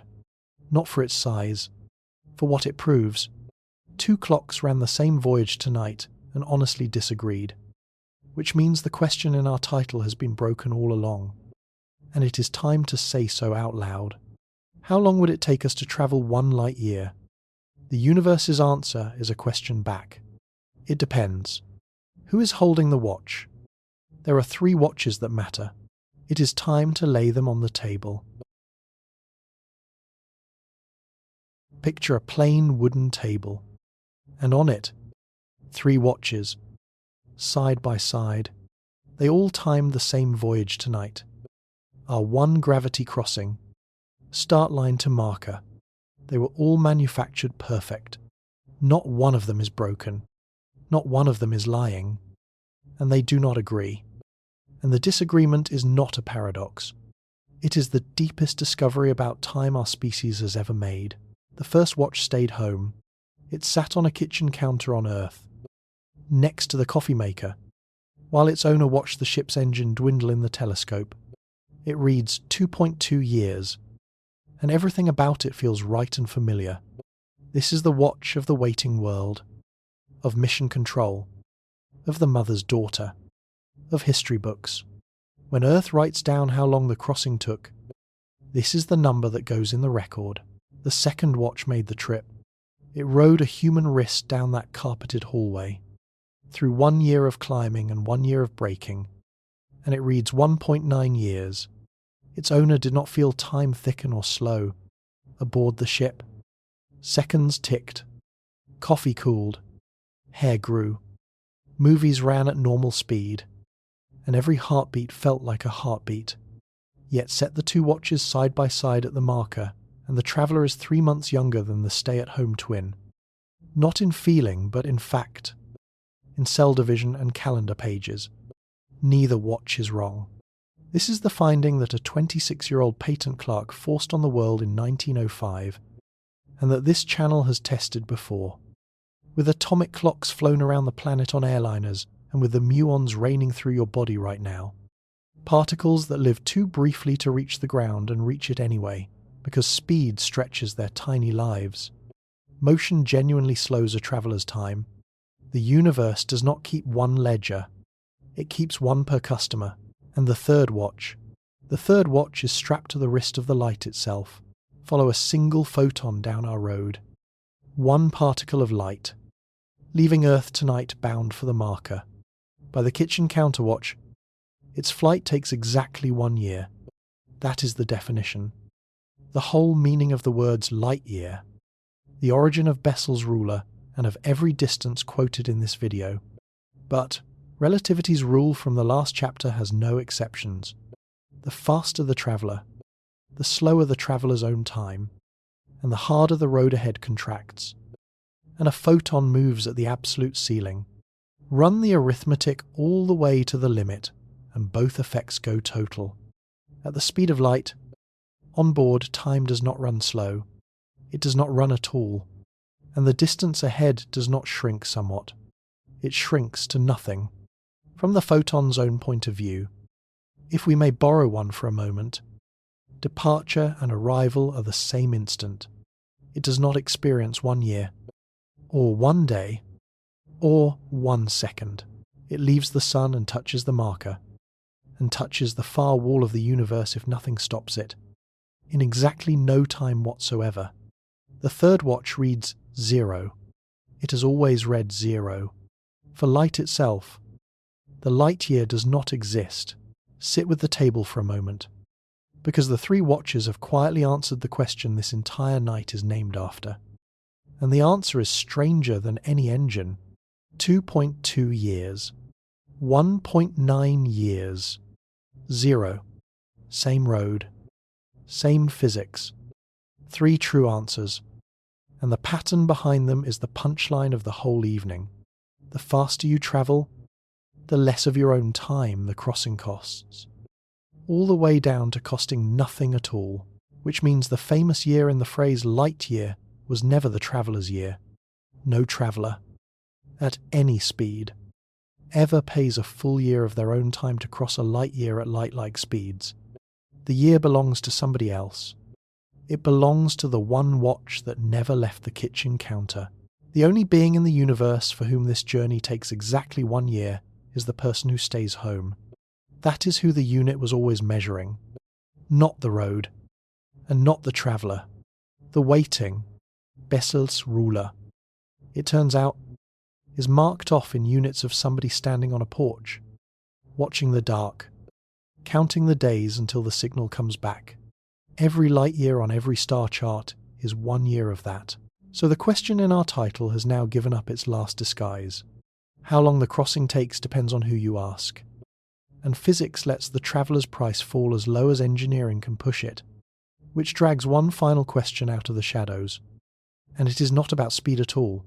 If the answer keeps improving with every engine, and it has all night, from 27,000 years down to a penciled 2, then when exactly should anyone actually leave? Bored too early, and you spend centuries crawling down a road your own grandchildren will fly. Wait too long, and nobody ever boards at all. There is real mathematics on that question. It says there is a right year to launch, and it says something profoundly uncomfortable about every starship humanity has ever dreamed of building this century.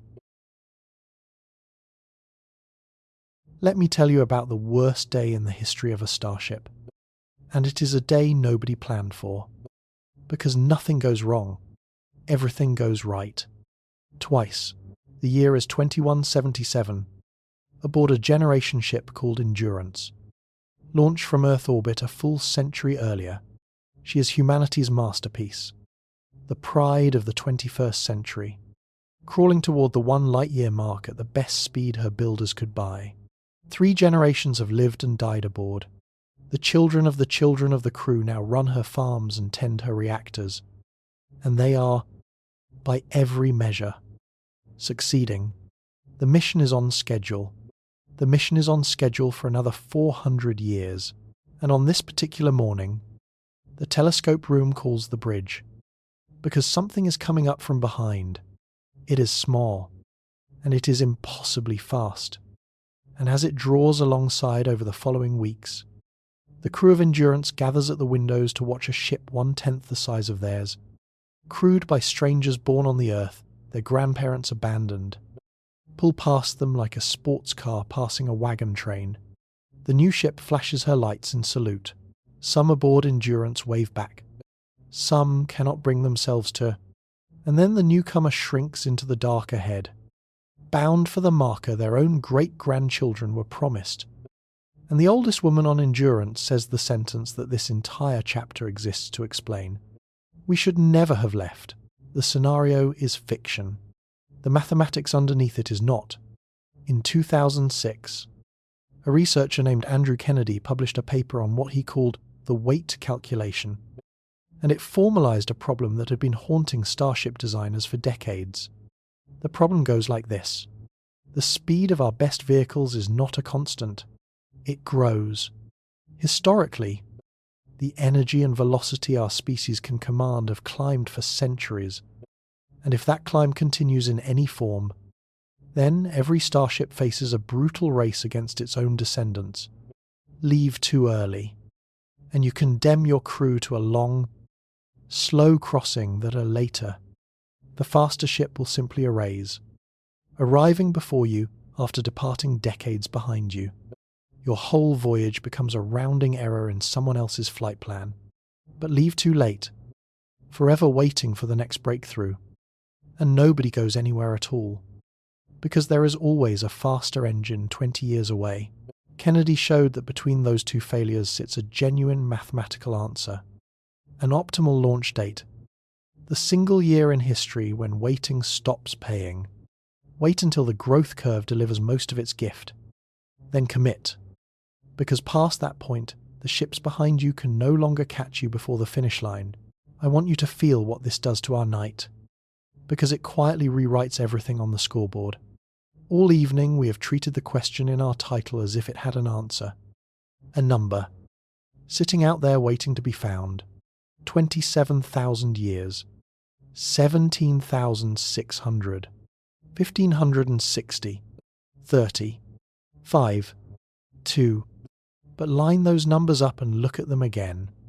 They are not different answers to one question. They are the same answer, photographed at different moments. And the answer is falling. In 1969 it was 27,000 years. Today, for a chip on a light beam, it is 5. On paper. The question, how long would it take us to travel 1 light year, turns out to be the same kind of question as how much does a computer cost. It has no fixed answer. It has a date attached, and the date matters more than the physics. Because the physics has been ready for decades, and the answer keeps dropping anyway. What we have been measuring all night, without ever saying so, is not a distance. It is us. The number on the scoreboard is a portrait of our civilization's reach, updated annually, and it has been shrinking for as long as we have been keeping score, and that hands every generation, including ours, a genuinely uncomfortable inheritance. It means the first crew to cross the 1 light-year mark will almost certainly not be launched by the first civilization capable of launching one. Somebody, someday, has to make the coldest bet in the history of exploration. The bet that the curve has flattened, that no rescue from the future is coming to embarrass them, that their ship will still be the fastest thing on the road 400 years after the Champagne. The endurance problem has no engineering solution. It is not about engines at all. It is about the terrible discipline of knowing when to stop waiting, which raises one last question, and I have been saving it since the opening minutes of this night. Forget the optimal launch date. Forget the ships of 2177. Something from Earth is going to cross that 1 light-year line first, ahead of every clever thing we ever build. And it is not waiting for any calculation, because it already left. Half a century ago. It cannot be recalled. It cannot be overtaken by hesitation. And it is out there right now. Tonight. Running. I promised you at the start of this night that I would tell you what it is, and when it crosses, and why its story is the strangest one I know. It is time to pay that debt. Come back with me to the beginning of the night. Not to Apollo 10 yet. We will get there. Come back to Chapter 6, to the desert north of Barstow, California, where a dish antenna, 23 stories tall, stands listening to a whisper from the dark. The whisper is Voyager 1, 1977's child, 10 miles per second, 23 light hours out and climbing. Our champion, the farthest thing our hands have ever touched. Now run the champion's clock forward, and do not stop. Sometime around the late 2020s or the 2030s, the whisper ends. The nuclear battery that has warmed Voyager's circuits for half a century finally sags below the power its last instrument needs. And somewhere, on a shift like tonight's, an engineer in that desert control room will listen to a silence that does not end. There will be no wreckage and no fall. The ship simply goes quiet, mid-stride, and keeps going. That is the detail people miss about Voyager's death. Nothing about it is an ending. The mission ends. The journey does not. Dead ships in deep space do not slow down, so keep the clock running. The silent ship coasts on at 38,000 miles per hour, out through the realm of the comets you stood among in Chapter 5. Decade after decade, century after century, Rome rose and fell in about 12 centuries. Let 12 centuries pass, and Voyager has added less than 1% of a light year to its odometer. Let the entire span of recorded human history pass, all 5,000 years of it, and then let it pass twice more, and finally, somewhere around the year 20,000, 17.5 millennia from tonight, a dead spacecraft the size of a small car, its gold foil dulled by 17,000 years of dust, its antenna still aimed faithfully at a star it can no longer hear, drifts across an invisible line in the dark that no instrument aboard will notice and no living thing anywhere may mark. 1 light year from home, The first object in the history of our species to finish the crossing, there will be no announcement, because there may be no one left who remembers to expect it. 17,000 years is longer than nations, longer than languages, longer than alphabets. The people of that era, whoever and whatever they are, will be as distant from us as we are from the Ice Age painters who pressed their hands against cave walls in France, and yet the thing crossing the line will be carrying our mail. Bolted to that dead hull rides the golden record. And I told you in Chapter 6 it would return at the end of the night to collect everything. Here is what it carries across the marker. Thunder, rain, the sound of surf on a shore, greetings in dozens of human languages, the cry of a newborn, and 1 hour of the recorded heartbeat and brainwaves of a young woman, Anne Druyan, who days before the recording had fallen in love with the man leading the project, and who has said she was thinking of him while the electrodes listened. Our species will complete its first light year with a love letter. Nobody planned that. It is simply what happened, and I have stopped believing it is a coincidence, because when this species reaches farthest, it always seems to be carrying something tender, unless, and you can hear the last chapter breathing in this sentence, unless the weight calculation has its way, because 17,000 years is a long time for a growth curve to work, and if even a fraction of this night's penciled engines ever leaves paper, then ships with living crews will pour down that road while Voyager is still in its first 1,000 years. They will pass the old champion in the dark, the way Endurance was passed. And here the story turns strange and rather beautiful, because engineers and dreamers have already imagined the encounter. Some future crew, bound outward at a speed the 1970s could not spell, matching velocity with a cold artifact their ancestors threw, and facing a choice: sail past with dipped lights, or take it aboard, the way we take a founder's tools into a museum, and carry the first traveller across the line it spent millennia crawling toward. I do not know which they should choose. I only know that either way, the marker gets crossed, and something of us is at the front of the procession. So, the scoreboard. One last time. Read it whole, because you have earned the honest answer to the question in the title. And the honest answer comes in layers. With the machines flying tonight, the crossing takes about 17,600 years, and the first finisher is already en route. With the nuclear fire, we could plausibly build this century, decades to centuries, and the travellers arrive as a lineage, natives of the road, island hopping through the comet clouds, with a laser and a gram of silicon. 5 years, for a passenger that cannot wave, and with the full permission of Einstein, aboard a one-gravity ship burning fuel we cannot yet make. 2 years for a living, breathing, coffee-drinking human being, who steps out at the marker 3 months younger than the calendar says, onto a buoy in an ocean of night, still inside the gravitational yard of home, and with light itself, no time at all, because the year in light year, as the 3 watches taught us, was never the traveller's year. It belongs to the ones who wait on the porch, counting. Now take out the number I handed you in the first minute of the night. 27,000 years. The Apollo 10 pace. When I gave it to you, it was a measurement of space, the price of 6 trillion miles at the fastest speed human beings have ever survived. Look at it now, at the end of the night, and it has changed in your hands. It was never measuring the road. It was measuring us. One species, at one moment, near the very start of its climb.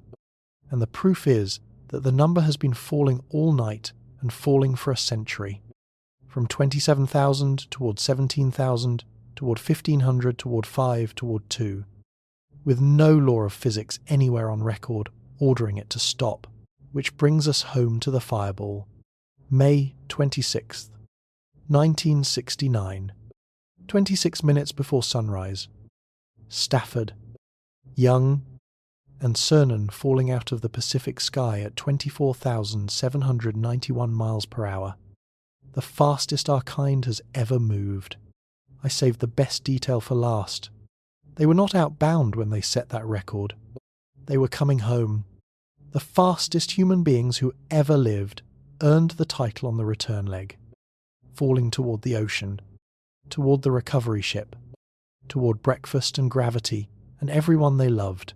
Every record our species holds for speed. We set it heading for the porch light. I find I cannot read that as an accident either. We are, for now, a species that runs fastest toward home, and the whole of tonight has been the story of what it will cost, in years and in generations and in love letters, to learn to run that fast in the other direction. 1 light year is not the distance to another world. It is the first mark on the ruler we use to measure the stars, and light crosses it in a year, and our fastest machine will need 17 millennia, and a human crew will need engines we have not built, riding through weather we have barely mapped, launched by a generation with the nerve to stop waiting. Whatever finally carries us across that first mark. The hardest part was never the 6 trillion miles.